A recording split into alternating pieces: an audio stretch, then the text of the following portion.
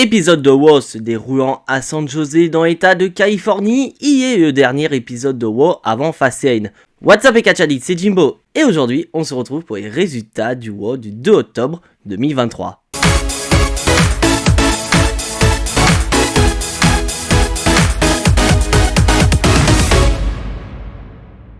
Et sans plus tarder mes chers amis Catchadicts, on va commencer cet épisode de WoW de manière très forte. Et non, cette fois-ci, on ne commence pas avec Judgment Day. Non, pas du tout, on va commencer directement avec une bagarre qui va opposer Shayna Baszler à Nia Jax. Et pour rappel, ces deux catcheuses étaient censées s'affronter durant cet épisode de WoW. Mais elles veulent pas attendre, elles font directement se foutre sur la gueule jusqu'à ce qu'une certaine Raquel Rodriguez arrive pour s'en prendre à son tour à Nia Jax. Parce que oui, en à peine quelques semaines, Nia Jax a déjà beaucoup d'ennemis du côté de WoW.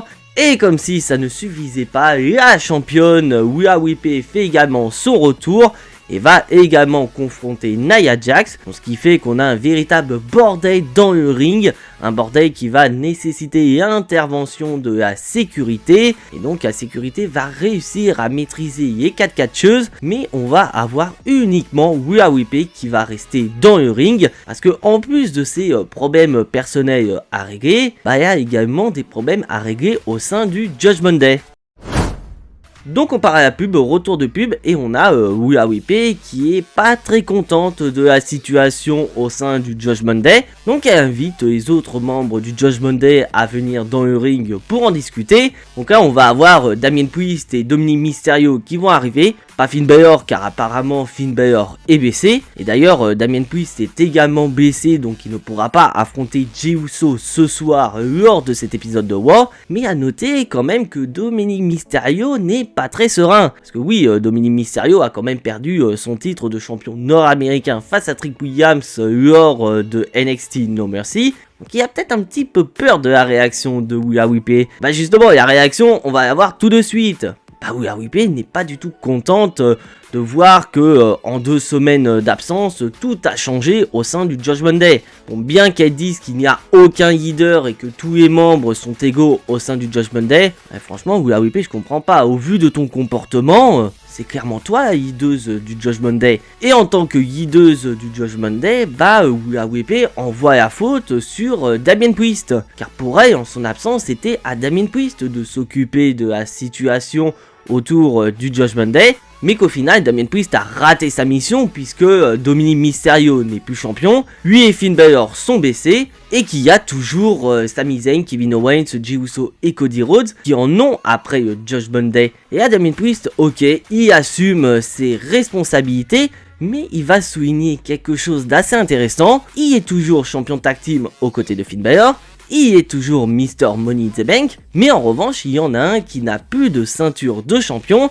c'est Dominic Mysterio. Aïe, là, Damien Priest, il vient de tirer à balles réelles sur Dominic Mysterio, des propos réalistes qui ne vont pas du tout plaire à Rhea Ripley, et Rhea Ripley va dire à Dominic Mysterio qu'elle a réussi à obtenir un rematch pour ce dernier face à Trick Williams lors du prochain épisode de NXT, et Rhea Ripley elle rentre directement dans le vif du sujet. Si Dominic Mysterio ne réussit pas à récupérer son titre de champion nord-américain face à Trick Williams, il n'aura pas besoin de rentrer à la maison. Là, clairement, Rhea Ripley vient de mettre un gros ultimatum à Dominic Mysterio. Et clairement, je suis assez choqué parce que c'est quand même la première fois que Rhea Ripley parle de cette manière à Dominic Mysterio. Et là, d'un coup, on va avoir la musique de Main Event Jey Uso qui va retentir, et un Jey Uso qui va se foutre littéralement de Rhea Ripley en la caractérisant de chef tribal, donc référence à Roman Reigns du côté SmackDown, mais à la différence de Roman Reigns, elle porte ses couilles. Donc des propos qui ne vont pas du tout plaire à Damien Priest, et ce dernier veut confronter Jey Uso, sauf que Dominic Mysterio va l'arrêter et rappeler à ce dernier qui est blessé, donc il ne peut pas affronter Jey Uso tout de suite. Donc Dominic Mysterio se propose de confronter Jey Uso. Donc au début Damien Priest n'est pas trop d'accord, mais Rhea Ripley veut laisser Dominic s'occuper de la situation, et donc bien sûr ça va tourner à l'avantage de Jey Uso jusqu'à ce que JD McDonagh décide d'intervenir pour venir au secours de Dominic Mysterio. Et donc bien sûr en supériorité numérique, Dominic Mysterio et JD Madonna prennent le dessus sur Jey Uso jusqu'à ce que Cody Rhodes vienne à la rescousse. Voilà, Cody Rhodes c'est le super héros donc il vient aider Jey Uso comme il en a son habitude. Et on va avoir Adam Pearce qui va faire une annonce. Du côté de Fastlane, Cody Rhodes fera équipe avec Jey Uso pour affronter Finn Balor et Damien Priest pour les titres de champion incontestés. Bon, un nouveau match qui vient de se rajouter à la carte de Fastlane, mais c'est vrai qu'on est toujours dans la même direction, c'est-à-dire Kevin Owens, Sami Zayn, Jey Uso et Cody Rhodes face au Judgment Day. Mais d'un côté, je suis assez curieux de voir cette alliance entre Cody Rhodes et Jey Uso face au Judgment Day. Bon, après tout ça, mes chers amis Catchadit, il est quand même l'heure de passer au premier combat de la soirée. Et pour premier combat de la soirée, nous avons un match tag team qui va opposer la Alpha Academy à Imperium. Un match qu'on a déjà vu il y a de ça quelques semaines. Bon, après, c'est pas surprenant parce que les deux équipes sont en feud. Mais on a surtout affaire à deux équipes qui ont cruellement besoin d'une victoire. Car déjà d'un côté on a la Alpha Academy qui tente de se remettre en avant. Parce que pour rappel il y a de ça quelques semaines Chad Gable était quand même le challenger numéro 1 au titre intercontinental de Gunther. Et que depuis il a perdu ce statut de challenger et il aimerait bien redevenir le challenger au titre intercontinental. Et de l'autre côté on a Imperium qui ont enchaîné des défaites. Ce qui n'a pas plu au ring général Gunther. À quel point que Gunther a ordonné que Giovanni Vinci soit sous la responsabilité de Ludwig Kaiser. Donc clairement, les deux équipes veulent absolument remporter le combat. Donc ce qui fait que nous avons un match plutôt correct entre les deux équipes. Mais le combat va se terminer par une petite tricherie de la part d'Imperium. Car on va avoir Giovanni Vinci qui va pousser Otis qui était sur le point de faire un super slam au niveau du coin de ring. Donc une intervention qui ne va pas du tout plaire à Chad Gable qui va vouloir s'occuper du cas de Giovanni Vinci. Sauf que malheureusement ça va distraire Chad Gable et Ludwig Kaiser va en profiter pour remporter le combat pour son équipe. Donc une victoire qui fait plaisir pour Imperium et surtout que ces derniers viennent de remporter des points envers leur ring général Gunther. Et malheureusement pour la Alpha Academy c'est une nouvelle défaite. Alors franchement la Alpha Academy vous êtes en train de redescendre. Bon sérieusement mes chers amis Catch Addict, est-ce que je suis obligé de parler de ce combat ? Non parce que là clairement ce n'est pas un combat, c'est carrément une destruction. Qu'on va avoir un match qui va opposer Bronson Reed à Cedric Alexander. Bon, bien que Cedric Alexander va tout tenter pour se défendre face à Bronson Reed, Bronson Reed il va éclater en à peine 2 minutes. Bon voilà, j'ai pas grand chose à dire, on passe à la suite. Il est temps maintenant mes chers amis Catch Addict d'accueillir Adam Pearce dans le ring pour la signature de contrat entre Gunther et Tommaso Ciampa pour un match de championnat pour le titre de champion intercontinental. Et franchement on a droit à un excellent Tommaso Ciampa qui, à la différence de Gunther qui a eu beaucoup d'opportunités depuis son arrivée à la WWE, d'ailleurs une de ces opportunités lui a permis de devenir le champion intercontinental qui est maintenant. Et Tommaso Ciampa, lui, il a dû se battre pour créer ces opportunités. Mais je te rappelle, Tommaso Ciampa, tu as suivi également les conseils d'Adam Pearce. Mais voilà, il y a son opportunité qui aura lieu la semaine prochaine du côté de Raw. Et sérieusement, WWE, pourquoi vous ne mettez pas ce match de championnat du côté de Fastlane ? Parce que clairement, ce match mérite sa place dans le PLE. Parce que personnellement, je trouve que la carte de Fastlane n'est pas ouf pour le moment. Mais voilà, Tommaso Ciampa, il est motivé par une seule chose, c'est de battre Gunther pour le titre intercontinental, pas pour sa famille, c'est parce que c'est son rêve de gosse. Donc une motivation que respecte Gunther, mais voilà, Gunther est le plus grand champion intercontinental de l'histoire de la WWE, donc il n'est pas impressionné par Tommaso Ciampa, et il garantit que la semaine prochaine, Tommaso Ciampa n'aura aucune chance face à lui, parce qu'il détient le titre le plus prestigieux du divertissement sportif, et d'un côté je suis entièrement d'accord avec lui, Gunther a quand même réussi à redonner des couleurs à ce titre prestigieux qui est le titre de champion intercontinental. Et d'ailleurs, petite piqûre de rappel, mes chers amis Catch Addict, j'ai fait une vidéo il y a de ça quelques semaines par rapport à Gunther. Si jamais vous n'avez pas vu cette vidéo, n'hésitez pas à aller la voir après avoir vu cette vidéo. Mais voilà, je m'écarte un petit peu, je vais quand même revenir au sujet principal. Et il ira même dire à Tommaso Ciampa de profiter de la vue, car il ne sera jamais aussi près que maintenant du titre de champion intercontinental. dont des propos qui ne vont pas plaire à Tommaso Ciampa. Et faut souligner une chose, mes chers amis catch addicts, c'est que Gunther n'a pas signé le contrat. Donc, ce qui fait que le match entre les deux n'est pas encore officiel pour la semaine prochaine. Donc Tommaso Ciampa n'a pas envie d'attendre dès la semaine prochaine. Il veut affronter Gunther ce soir à Raw. Donc Gunther signe finalement son contrat et Adam Pearce officialise le match. Donc ce soir, lors du main event de Raw, on aura Tommaso Ciampa contre Gunther pour le titre de champion intercontinental. Et je vous rappelle, mes chers amis catch addicts, que c'est une signature de contrat. Donc comment on peut pas avoir une signature de contrat sans avoir une bagarre derrière? Et bah voilà, on a cette bagarre entre Tommaso Ciampa et Gunther. Une bagarre qui va tourner à l'avantage du challenger. Et clairement, Tommaso Ciampa y est prêt. Il veut ce titre de champion intercontinental. Ce titre qu'il rêve depuis qu'il a l'âge de 5 ans. Bon, après ça, mes chers amis catch addicts, on va se diriger du côté de la mid-card avec un match qui va opposer Ivar à Xavier Woods. Oui, Ivar, il se tape chaque membre du New Day parce que son partenaire Eric est blessé. Et donc, on a droit à un match plutôt correct entre les deux catcheurs. Personnellement, j'ai une préférence pour le match entre Ivar et Kofi Kingston qui a eu lieu il y a de ça quelques semaines du côté de Raw. Mais n'empêche, on a droit à un bon combat entre les deux. Et franchement, on voit à quel point Ivar est un excellent catcheur. Mais malheureusement, il est piégé dans cette gimmick de Viking. Ce qui fait que malheureusement, on n'est pas tellement investi du côté de Ivar. Et bien que Ivar soit un très bon catcheur, il va se faire avoir par Xavier Woods avec un roll-up. Et donc une victoire volée que Ivar ne va pas du tout aimer. Et donc il va s'en prendre immédiatement à Xavier Woods suite à sa défaite. Et je ne vous ai pas dit, mes chers amis catch addicts, mais que durant tout le combat, on a Kofi Kingston au niveau des commentateurs. Donc il va vouloir s'en prendre à Ivar pour venir en aide à Xavier Woods. Mais voilà, Ivar il est beaucoup trop fort et va réussir à maîtriser Kofi Kingston. Et il va réussir à porter un moonsault sur Xavier Woods et Kofi Kingston en même temps. Et je vous rappelle quand même que New Day est quand même l'une des plus grandes équipes de l'histoire de la WWE. Et Ivar a quand même réussi à y maîtriser tout seul. À quel point il est tellement chaud comme un braise que la semaine prochaine du côté de Raw, et bah il affrontera Kofi Kingston dans un Viking Rules match. Donc en gros un match sous les règles Viking. Donc clairement je pense que la rivalité va se terminer la semaine prochaine car c'est souvent le cas. Quand les Viking Raiders sont en rivalité, on finit la rivalité avec un match Viking. Je crois que de mémoire on a déjà eu ce match Viking entre New Day et les Viking Raiders.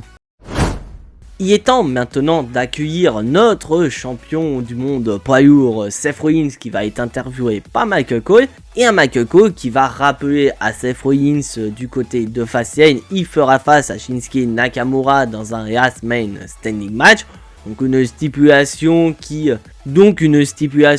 va clairement mettre le dos de Seth Rollins à rude épreuve. Parce qu'on sait très bien que Shinsuke Nakamura n'hésitera pas une seule seconde à s'en prendre à ce dos blessé de Seth Rollins. Justement, Michael Cole demande à Seth Rollins pourquoi avoir accepté une telle stipulation pour ce match, sachant que Seth Rollins n'a jamais participé à un Last Man Standing match, contrairement à Shinsuke Nakamura. Et bah Seth Rollins va répondre de manière très intelligente en faisant une comparaison avec Michael Cole, et il va demander à ce dernier depuis combien de temps il est commentateur à la WWE, et là Michael Cole va répondre que ça fait 26 ans qu'il commente des matchs à la WWE, ce qui est quand même une carrière très impressionnante pour Michael Cole. Et Seth Rollins va continuer en lui demandant sur les 26 ans de carrière combien de shows il a raté. Et Michael Cole va répondre simplement 2. Donc d'une certaine manière, Michael Cole vient de trouver la réponse à la question. Si Seth Rollins a accepté le challenge de Shinsuke Nakamura, est-ce qu'il y a cette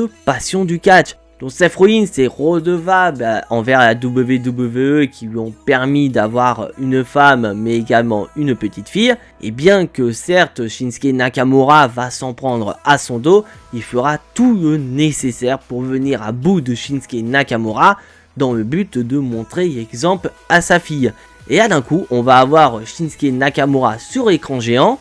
Donc clairement, il va insinuer que la blessure au dos de Seth Rollins est fausse et que ça a pour but d'attiser la sympathie envers lui. Mais qu'elle soit fausse ou pas, Shinsuke Nakamura battra Seth Rollins du côté de Fastlane et il repartira avec le titre World Heavyweight.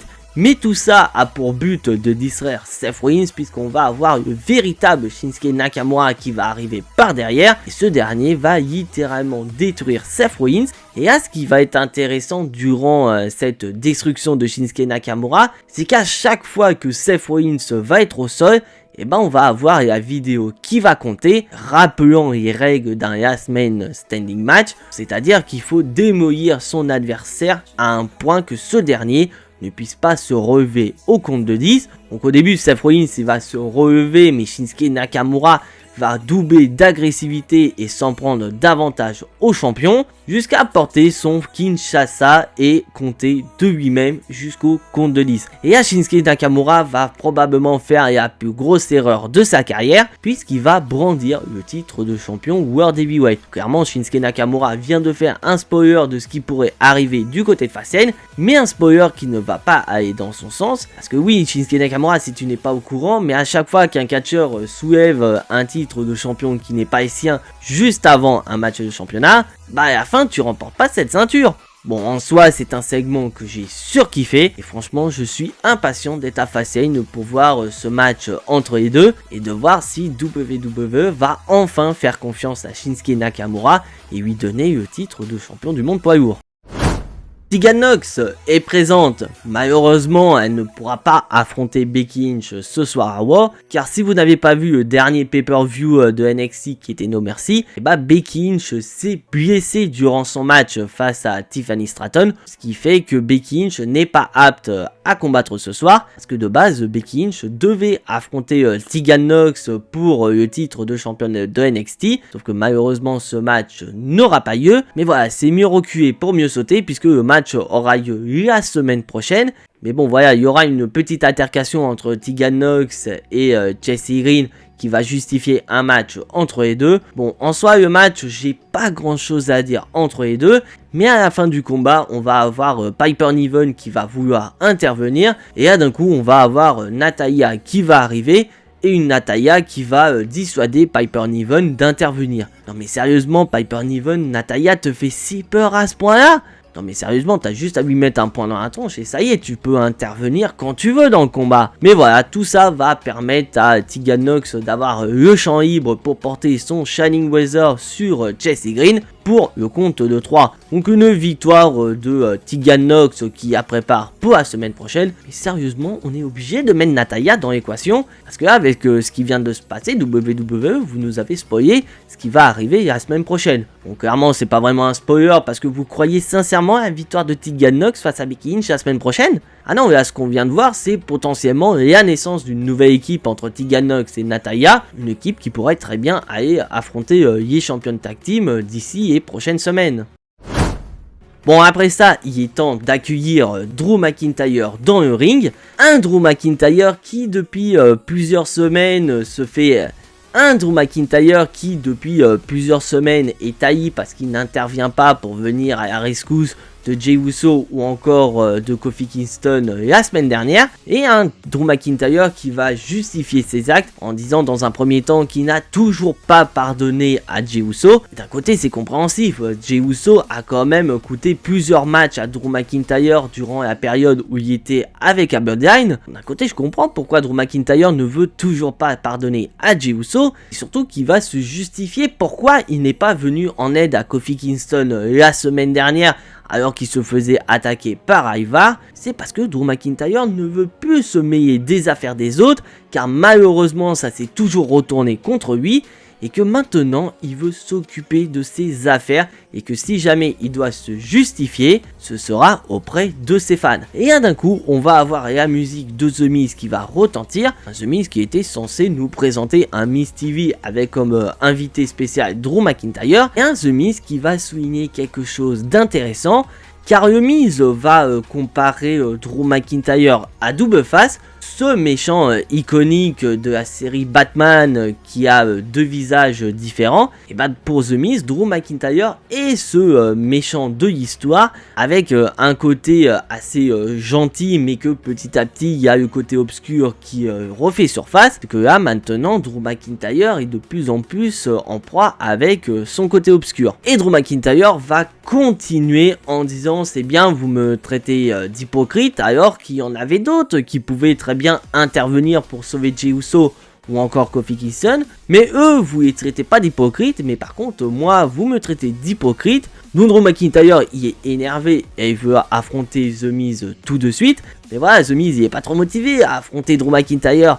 Et d'un côté je peux comprendre, il y a quand même un costard à plus de 10 000 $. On va pas catcher en costard, faut être vraiment taré pour faire ça. Peut-être qu'aux États-Unis c'est pas la crise, mais chez nous en France c'est la crise. On va pas catcher avec un costard à 10 000 $. Mais voilà, pas de temps, Drew McIntyre, The Miz, c'est parti. Et bien que The Miz soit dans un costard à 10 000 $, il parvient quand même à se débrouiller face à Drew McIntyre. Mais il a envie d'en finir rapidement avec le guerrier écossais, donc il va pas hésiter à vouloir tricher en retirant une protection d'un coin du ring, sauf que malheureusement pour The Miz, l'arbitre va le voir, mais on va avoir quelque chose pas très face de la part de Drew McIntyre, puisque ce dernier va utiliser la même ruse, il va retirer une protection du coin de ring, et il va réussir à l'utiliser pour venir à bout de The Miz. Et après le combat, Drew McIntyre va prendre le micro, car il n'apprécie pas trop le comportement qu'il y a eu durant les 30 dernières secondes du combat. Donc il demande au public de le pardonner, mais tu vois quand même qu'il le fait de manière tout à fait ironique. Et franchement, j'adore ce Drew McIntyre qui n'a pas la même compréhension du mal et du bien par rapport aux autres catcheurs. Car pour lui, s'il n'intervient pas dans les affaires des autres, n'a rien de méchant, et bah les autres ils pensent l'inverse. Pour eux, Drew McIntyre est en train de devenir heel parce qu'il ignore les autres et il ne pense qu'à sa gueule. Donc là franchement, j'adore ce Drew McIntyre et franchement je suis assez curieux de voir la suite des événements pour Drew McIntyre. Mais avant de passer au main event de cet épisode de Raw, on va avoir Cody Rhodes qui va être interviewé au niveau de la rampe d'entrée. Cody Rhodes qui va être interviewé par rapport à l'annonce d'Adam Pearce en début du show concernant un match de championnat entre lui et Jey Uso face au Judgment Day pour les titres de champion par équipe. Donc déjà Cody Rhodes il s'y attendait absolument pas à faire équipe avec Jey Uso pour faire face au Judgment Day du côté de Fastlane. Mais voilà, le match il est officialisé, mais Cody Rhodes souligne quelque chose d'intéressant car il rappelle que Judgment Day sera présent ce vendredi du côté de SmackDown. Et Cody Rhodes annonce qu'il sera également du côté de SmackDown, mais que Jey Uso sera également de la partie. Et qu'après avoir battu le Judgment Day pour les titres de champion de tag team, on aura droit à des Raw totalement différents. Et là franchement je suis impatient d'être au prochain épisode de SmackDown. Pas pour voir Cody Rhodes et Jey Uso se confronter au Judgment Day. Non, c'est totalement pour autre chose. Parce que pour rappel, il y a quand même un certain Jimmy Uso qui est du côté de SmackDown. Et que depuis ce fameux épisode où Jey Uso a décidé de quitter la WWE, les deux frangins ne se sont jamais croisés. Donc franchement, je suis assez curieux de voir ce qui va se passer quand les deux frères Uso vont se retrouver face à face lors du prochain épisode de SmackDown. Pas vous ? Et maintenant, mes chers amis catch addicts, il est l'heure de passer au main event de cet épisode de Raw. Tommaso Ciampa a enfin l'opportunité de réaliser son rêve qui est de devenir champion intercontinental pour la première fois de sa carrière. Et franchement, on a droit à un excellent main event entre Gunther et Tommaso Ciampa. Et à noter, mes chers amis catch addicts, qu'il s'agit de la première fois que Gunther et Tommaso Ciampa s'affrontent du côté du roster principal. Que souvenez-vous, ces deux-là se sont déjà affrontés il y a de ça quelques années du côté de NXT et plus précisément du côté d'un pay-per-view de NXT Stand and Deliver. Déjà à cette époque le match était excellent entre les deux. Ce match y est dans la continuité et on voit à travers ce combat qu'avec le temps Tommaso Ciampa pourra être l'un des main eventers du côté de Raw. Et de l'autre côté Gunther c'est Gunther, il est un excellent champion intercontinental.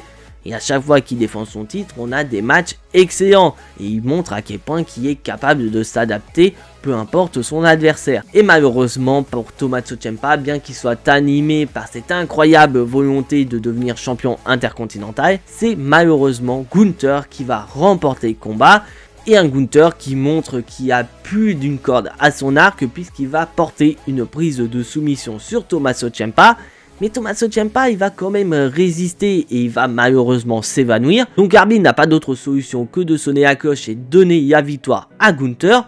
Donc une victoire dont Gunther conserve son titre de champion intercontinental et continue son règne déjà légendaire en tant que champion intercontinental. Mais à noter quand même que Tommaso Ciampa était vraiment pas loin de venir à bout de Gunther et de le stopper net dans son règne légendaire en tant que champion intercontinental. Donc il va pas trop apprécier et il va ordonner à Giovanni Vinci et Ludwig Kaiser de s'en prendre à Tommaso Ciampa. Et là il va se passer quelque chose de vraiment dingue, parce que je vous l'avais dit, depuis pas mal de temps, j'attendais l'arrivée d'un certain catcheur pour venir en secours à Tommaso Ciampa.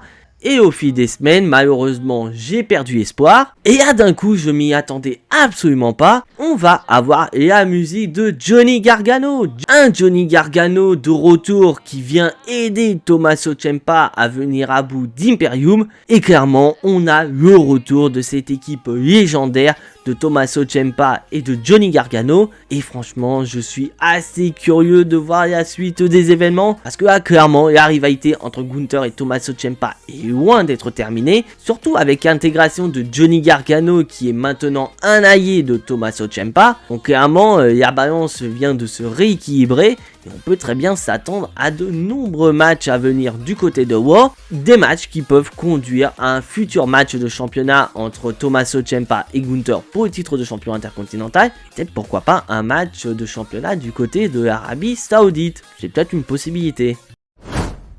Et donc voilà mes chers amis catch addicts, c'est sur cet incroyable retour de Johnny Gargano que se termine cet épisode de Raw. Si bien sûr vous appréciez ce que je fais, n'hésitez absolument pas à lâcher votre plus gros pouce bleu qui fait plaisir à la chaîne. Et d'ailleurs, lâcher votre plus gros pouce bleu fera énormément du bien pour le recensement sur YouTube. Si bien sûr vous n'êtes pas encore abonné à la chaîne, vous savez ce qu'il vous reste à faire après avoir vu cette vidéo, c'est de cliquer sur le bouton abonner, c'est entièrement gratuit et ça soutiendra la chaîne. Et je vous invite également à cliquer sur la petite cloche pour être notifié de la sortie des prochaines vidéos sur la chaîne. Car comme je l'ai dit au tout début de la vidéo, ça y est, on est sur la dernière ligne droite avant Fastlane, qui veut dire que vous allez avoir le Jimbo Gnostic de Fastlane qui va arriver prochainement sur la chaîne. Et bien sûr, vous aurez droit à la review de Raw et à la review de Fastlane dans la semaine.